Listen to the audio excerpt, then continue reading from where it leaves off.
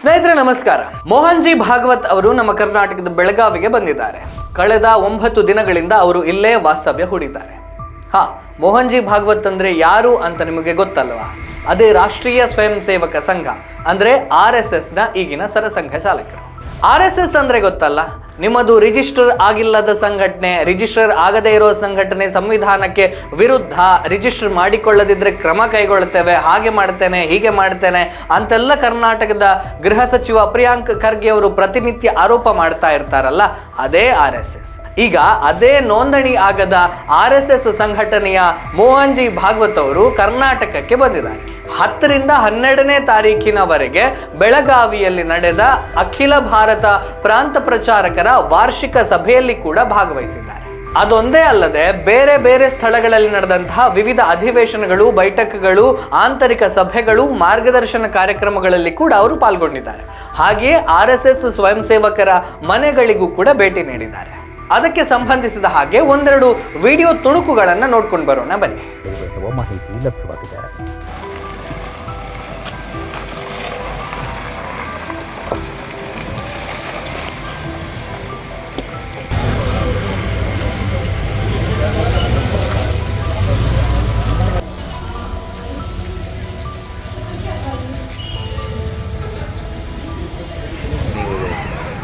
ಅಲ್ಲೇ ಇದ್ರು ಭೇಟಿ. ಇಲ್ಲಿ RSS ಮುಖ್ಯಸ್ಥರ ಕಾರ್ಯಕ್ರಮಗಳಿಗೆ ಭದ್ರತೆ ಕೊಟ್ಟಿದ್ರಲ್ಲ, ಅವರು ನಮ್ಮ ಹೆಮ್ಮೆಯ ಕರ್ನಾಟಕದ ಪೊಲೀಸರು. ಇಲ್ಲಿ ನೋಡಿ, RSS ಮುಖ್ಯಸ್ಥರ ಸುಗಮ ಸಂಚಾರಕ್ಕೆ ವ್ಯವಸ್ಥೆ ಮಾಡ್ತಾ ಇದ್ದಾರಲ್ಲ, ಅವರೂ ಕೂಡ ನಮ್ಮ ಹೆಮ್ಮೆಯ ಕರ್ನಾಟಕದ ಪೊಲೀಸರು. ಇಲ್ಲಿ RSS ಮುಖ್ಯಸ್ಥರ ಪೊಲೀಸ್ ಬಂದೋಬಸ್ತ್ಗಾಗಿ ಕಾರ್, ಜೀಪುಗಳು ಓಡಾಡ್ತಾ ಇದ್ವಲ್ಲ, ಇವು ಕೂಡ ಕರ್ನಾಟಕದ ಪೊಲೀಸರದ್ದೇ. ಇದರಲ್ಲೇನು ವಿಶೇಷ ಅಂತ ಕೇಳಬಹುದು. ಕರ್ನಾಟಕದ ಪೊಲೀಸರು ಯಾರ ಆದೇಶದ ಪ್ರಕಾರ ಕೆಲಸ ಮಾಡಬೇಕು? ಸಹಜವಾಗಿ ಕರ್ನಾಟಕ ಸರ್ಕಾರದ ಗೃಹ ಮಂತ್ರಿಗಳ ಆದೇಶದ ಪ್ರಕಾರ ಕೆಲಸ ಮಾಡಬೇಕು. ಹಾಗಾದ್ರೆ ಇಲ್ಲಿ RSS ಮುಖ್ಯಸ್ಥರಾದ ಮೋಹನ್ ಭಾಗವತ್ ಅವರ ಕಾರ್ಯಕ್ರಮಗಳು, ವಾಸ್ತವ್ಯ, ಓಡಾಟ ಮುಂತಾದ ಎಲ್ಲ ಕಡೆಯಲ್ಲೂ ಕೂಡ ಭದ್ರತೆ ಒದಗಿಸಬೇಕು ಅನ್ನೋ ಆದೇಶ ಪೊಲೀಸರಿಗೆ ಯಾರಿಂದ ಬಂದಿರುತ್ತೆ? ಗೃಹ ಮಂತ್ರಿಗಳಾದ ಪ್ರಿಯಾಂಕ್ ಖರ್ಗೆ ಅವರಿಂದಲೇ ಬಂದಿರುತ್ತೆ. ಅಂದರೆ ಭಾಗವತ್ ಅವರು ಕರ್ನಾಟಕಕ್ಕೆ ಬಂದಿಳಿದ ದಿನದಿಂದ ಹೊರಡುವವರೆಗೂ ಕೂಡ ಪ್ರತಿದಿನ ಪ್ರತಿ ಕ್ಷಣದ ಭದ್ರತೆಯನ್ನ ವ್ಯವಸ್ಥಿತವಾಗಿ ನೋಡಿಕೊಳ್ಳುತ್ತಾ ಇರುವುದು ಸ್ವತಃ ಪ್ರಿಯಾಂಕ್ ಖರ್ಗೆ ಅವರೇ. ಈಗ ಕರ್ನಾಟಕದ ಜನ ಪ್ರಿಯಾಂಕ್ ಖರ್ಗೆ ಅವರಿಗೆ ಒಂದಷ್ಟು ಪ್ರಶ್ನೆಗಳನ್ನ ಕೇಳುತ್ತಾ ಇದ್ದಾರೆ. ನೋಂದಣಿಯೇ ಆಗದ ಸಂಘಟನೆಯೊಂದರ ಮುಖ್ಯಸ್ಥರಿಗೆ ನಿಮ್ಮ ಇಲಾಖೆಯಿಂದ ರಕ್ಷಣೆ ಯಾಕೆ ಕೊಡುತ್ತಾ ಇದ್ದೀರಿ? ನಿಮ್ಮದೇ ಹೇಳಿಕೆಗಳ ಪ್ರಕಾರ ನೋಂದಣಿಯೇ ಆಗದ ಸಂಘಟನೆ ಸಂವಿಧಾನಕ್ಕೆ ಅಥವಾ ಕಾನೂನಿಗೆ ವಿರುದ್ಧ ಅನ್ನೋದಾದರೆ ಅದರ ಮುಖ್ಯಸ್ಥರಿಗೆ ನೀವು ನಿಮ್ಮ ಇಲಾಖೆಯಿಂದ ಪೊಲೀಸ್ ಭದ್ರತೆ ಒದಗಿಸಿರುವುದು ಕೂಡ ಸಂವಿಧಾನಕ್ಕೆ ಬಾಹಿರ ಅಲ್ವಾ? ಹಾಗಾದ್ರೆ ನೀವು ಕೂಡ ಸಂವಿಧಾನ ವಿರೋಧಿಗಳ? ಇದು ಜನ ಕೇಳುತ್ತಾ ಇರುವಂತಹ ಪ್ರಶ್ನೆ.